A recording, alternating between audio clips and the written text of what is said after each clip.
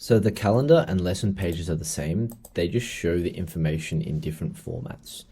So if we go down and look at it from the lesson page, we can see all the lessons that are outlined. So over here, we can see a scheduled lesson. So this is a lesson that's happening in the future. And then there's a bunch of things that we can do. We can change the lesson time. We can also add students, remove students, and also cancel the lesson. So for instance, if I want to cancel lesson as a tutor, medical, I can do that.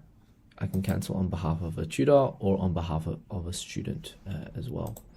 Then when I go down here, I can click on a group class, and then I can swap the teacher out.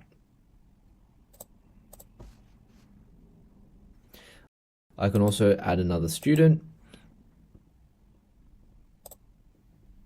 And then when I add the student, I can add them to the recurring lesson, or I can add them to the service as a whole, so that they're going to be in all future lessons as well. For lessons that are happening right now, you'll see a live lesson. So let's click on this particular live lesson. So here we can look at all the information. If the lesson is online, we can also join this lesson as well, which I'll do quickly. And you can also outline any issues that a particular tutor has outlined. So over here, we can see that the tutor Brian has mentioned that he cannot join the lesson space. So if we scroll up, we can join the class.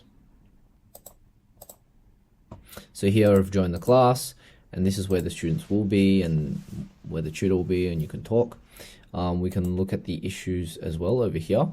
And if we click on the specific issue, I can then resolve the issue once I've manually troubleshooted and finished resolving that issue. So once we've resolved the issue, I can then go back, and then I can see all the information here. I can see that the issue's been resolved. Now if we go back to the lesson page,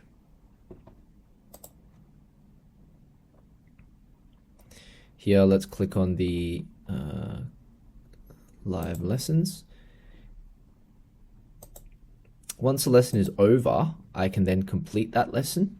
I can do this as an admin, but usually you would get your tutors to do this, and then you can write notes on how the lesson went.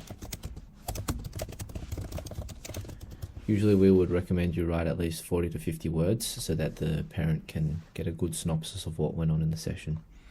So once you submit that, this lesson will be considered complete. Once the lesson is complete, the specific invoice will be ready to be sent to the parent in the future invoices tab, and the payout to the tutor will also be accrued on the future payouts tab as well.